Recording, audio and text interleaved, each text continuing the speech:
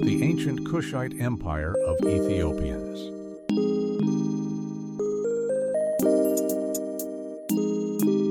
Preface: The origin of civilization.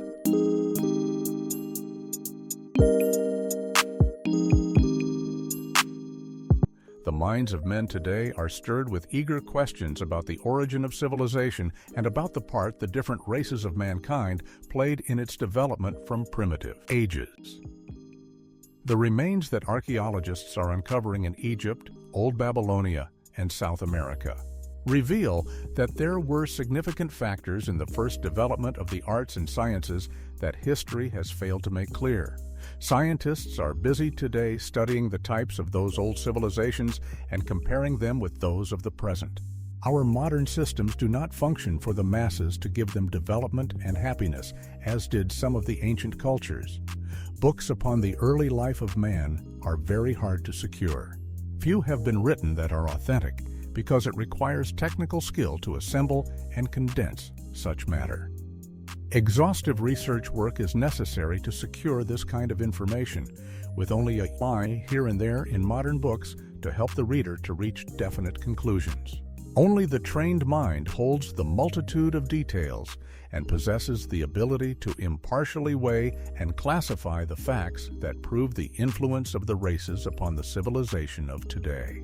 The quest for the innumerable and startling facts of the succeeding volumes arose, much as did the motive of Schliemann to seek the buried ruins of Troy, from the oft-repeated expression found by the author in research work that what the ancients said about the Sudanese, Kushites, or Ethiopians, as they are all the same words just by different people, was fabulous.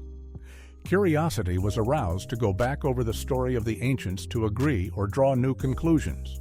The finds were so astonishing that the vow was made to spend upon this study many years if necessary.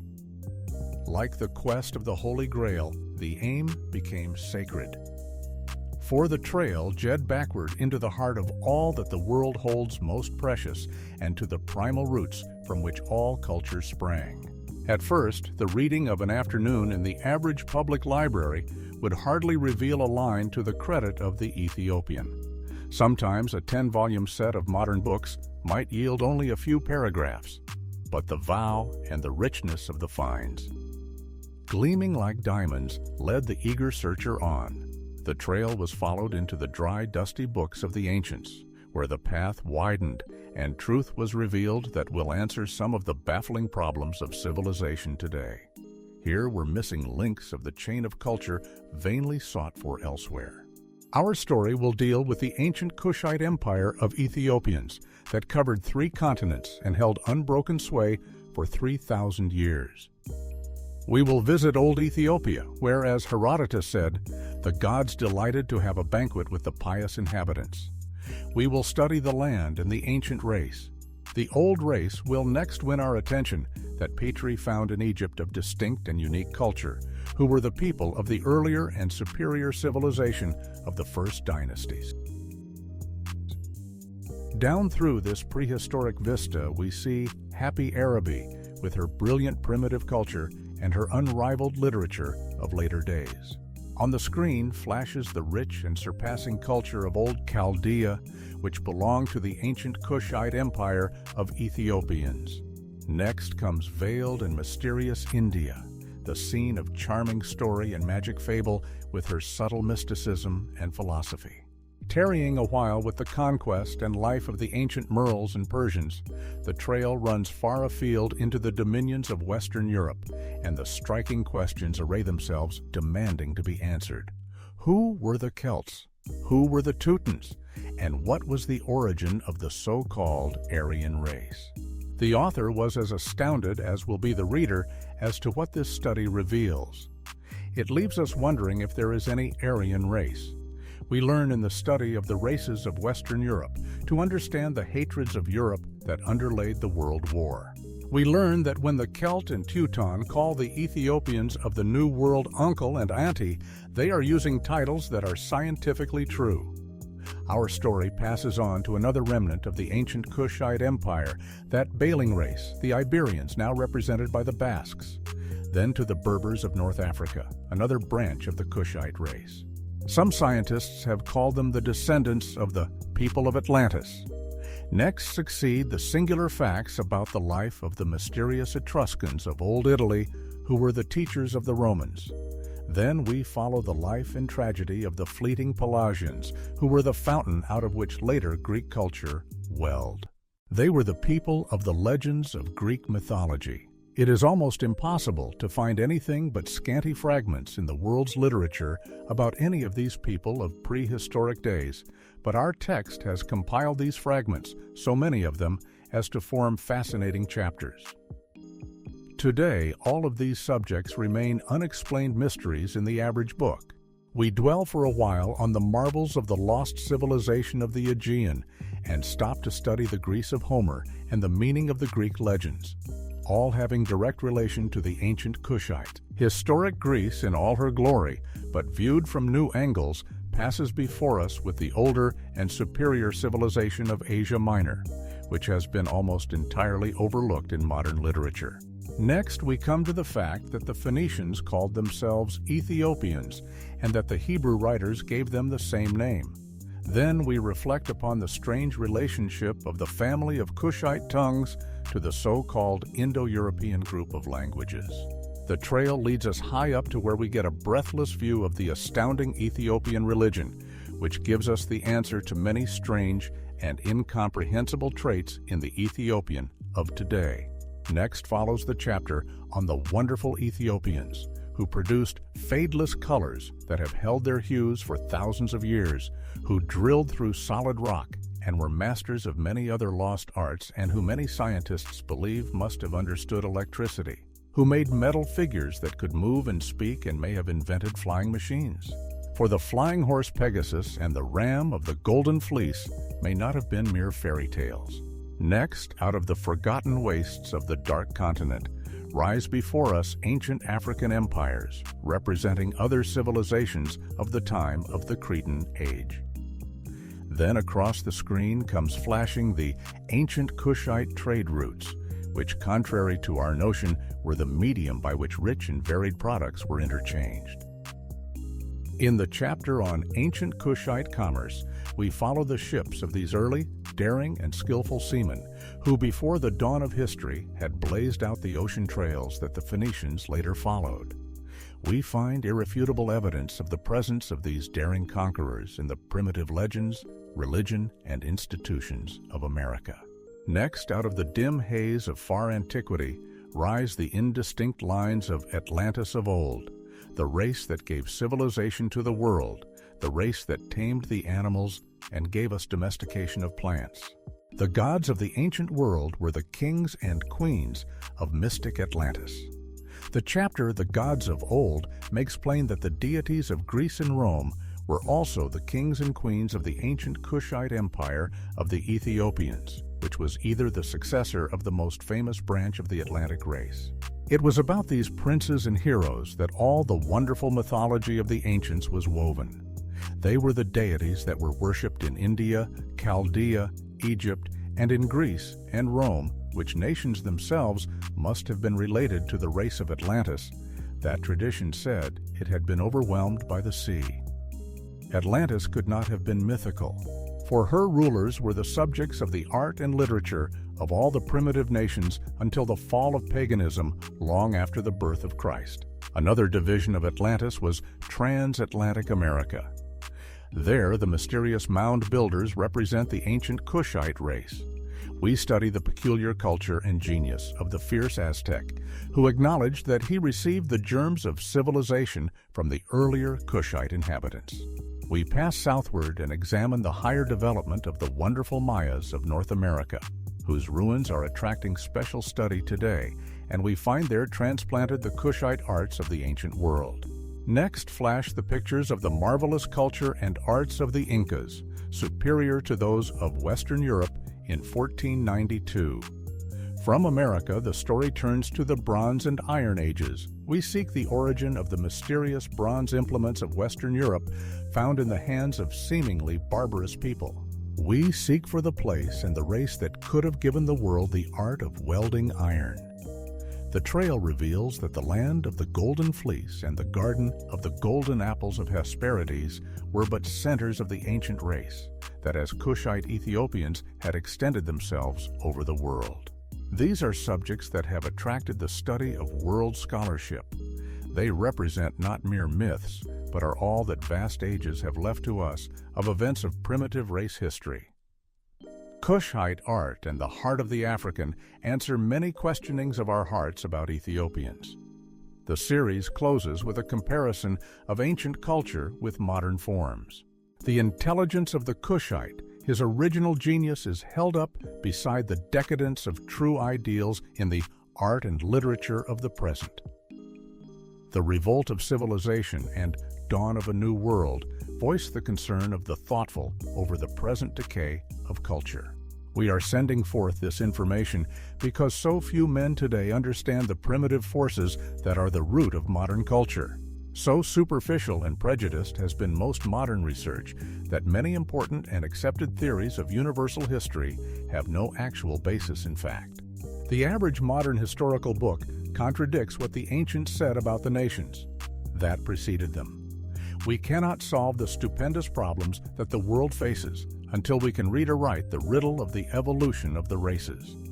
Uninformed men make unsafe leaders. That is the primal cause for so many errors of judgment in state and national councils. We look upon them not as statesmen, but as promoters of petty politics, for out of their deliberations spring no alleviation of the woes of the world. It is from this jack of understanding and leadership that the world suffers most today. We could discriminate between the true and false in our civilization if we knew more about primitive culture. The way by which the first man climbed must ever be the human way. Racial prejudices are the greatest menace to world progress. Classes clash because the wealth of the world concentrates more and more in the hands of a few. The tragedy of human misery increases. The increase of defectives, the growing artificiality of modern living compels us to seek and blazon forth the knowledge of the true origin of culture and the fundamental principles that through the ages have been the basis of true progress. Only by this wisdom shall we know how to lift human life today. In most modern books, there seems to be preconcerted understanding to calumniate and disgust the world with abominable pictures of the ruined Ethiopian, ruined by the African slave trade, of 400 years. There seems to be a worldwide conspiracy in literature to conceal the facts that this book unfolds. Because of this suppression of truth, world crimes have been easily made possible against the Ethiopian. These people are held in low estimation because truth is hidden, which proves that today, though, more favored races are at the apex of human accomplishment. Yet in the earlier ages, the wheel of destiny carried upward those who now seem hopelessly under. To wipe away the black stain of the slave trade, modern literature has represented the slave trader as having trafficked in depraved human beings. Today, the lower types of the Aryan race look upon them as creatures only fit for political and economic spoliation, to fill the coffers of the colonial renegade who could not succeed at home. This type of the world finds it easy to stifle the life of ruined and defenseless races. This spoliation of the weak returned in a counterstroke from which it was impossible to escape in the World War. Belgium reaped in identical measure and kind what this type had meted out to the defenseless people of the Congo. Nations must reap what they sow. This is not the nature or intention of the better men of the civilized nations, but we are uninformed about alien peoples. We are narrow and provincial in our views. The hatred of the races springs out of misunderstanding. The men of the world who have traveled and read and thought upon ethnological problems are the men who have the cultivated instincts of human brotherhood. Shall England, France, Germany, America suffer further because we have not taught the uninformed of the nations that we must pay a still heavier toll for a continued measure of injustice to weaker peoples? Innocent must suffer with the guilty, for it is in our power to inform and curb the power of the selfish. The question looms large in the minds of thinking men today, whether Ethiopians are worthy of equal opportunity. Let us settle forever out of time's irrefutable evidence, whether if we gave him the chance, the Ethiopian would treat us as we have treated him. There need be no conjecturing, for the archives of the past hold the facts. The history of the Kushite Ethiopians down through the ages is one of the most thrilling as well as tragic of all time's age-old stories. It is almost incredible that its rich treasure for developing our understanding has so long remained veiled. The Ethiopian is a great race, probably the oldest. It is a race that does not die out under adversity. When other races are sullen or despairing and turn to self-destruction, these people cheerfully press on. When they think the way is blocked, they turn aside to pick flowers along the pathway of pleasure. We hear their happy voices in the cotton field. They can be the life of the carnival, their zealous fervor in camp meeting, and the swing song of the marching black regiments of the World War and the stevedore regiments in peace show these people as they employ themselves, patiently waiting for bars to progress to rot down, if nothing else will remove them. Then again they take up the steady march onward that has been the wonderful element of their history on down through the ages. We need our eyes opened, this type that we, in ignorance, despise, built the eternal pyramids of Egypt and laid the foundation of the civilization of the historic ages. Because the slave trade broke the threads of remembrance, they walk among us with bowed heads, themselves ignorant of the facts that this story unfolds. Lift up your heads, discouraged and downtrodden Ethiopians. Listen to this marvelous story told of your ancestors who wrought mightily for mankind and built the foundations of civilization true and square in the days of old. Awake, ye sleeping Aryans, become aware of the acute need of the world today of this enchained energy and ability. The absence of this power is the cause of many a breakdown in modern civilization. Out of our own accepted sciences, the chapters of this book prove the Kushite race to have been the fountainhead of civilization. If you desire truth, if you desire to be fair-minded, to be educated in vital knowledge not possessed by the average college student, if you desire to be an authority upon the life of the ancients, go down with me as archaeology, ethnology, geology, and philology disclose. Not in a dry and tedious way, but through the unfolding of this, the most intensely interesting and startling drama of the ages. The Kushite race, its institutions, customs, laws, and ideals were the foundation upon which our modern culture was laid. Let this not stir the pride of the modern Kushite, but rather inspire him to a greater consecration to the high idealism that made the masteries of olden days. Knowledge of the primal strength and weaknesses of each world group must be possessed by world leadership, or we shall still further go astray. Without this knowledge, international councils cannot intelligently assign each race to its rightful place in the consummation of God's plan of the ages. Without this truth, the nations cannot put over their programs. Both World War I and II prove that we have no international stability. The world's securities and diplomatic relations are propped. Because the real history of mankind is not a part of our general knowledge, we are discounting factors most needed to secure world balance. There can be no more needed contribution to civilization than to gather from the archives of the past and present-day science all the truth about the origin of culture. Only thus will we know how to develop better men today. If we knew just what contribution each race has made to art, science, and religion, we would know what would be its fitness to take part in world government and control. Had the influence of a race been creative or destructive throughout the ages, that should point plainly to the part they would be likely to play today. Because we are without this knowledge, we cannot read or write the past or present history of civilization. Modern crimes of injustice toward weaker peoples have been made easy by this suppression of truth. It has been popular and remunerative to write and speak on the side of prejudice. A better spirit is rising in the world. Men are eager for information, for the truth. Through the teaching of sociology, the most popular and crowded classes of our great universities, in a scientific way, Man is beginning to see the need of a realization of our common brotherhood and to reach out to solve unmastered problems and unfulfilled duties. Many problems are an international consternation because they are too gigantic for the handling of any one world group. Civilization was appalled at its helplessness in the World War. The leading nations faced annihilation, yet were unable to walk out of the trap until the flower of European manhood had perished. The noblest offered themselves for sacrifice. The more selfish remained at home. The world may never be capable of calculating its artistic and moral loss. We see the difference in the crime and debauchery breaking down the culture of today. Unless we can rouse men to truth and united effort, there is no hope for our civilization, which is tottering and must fall.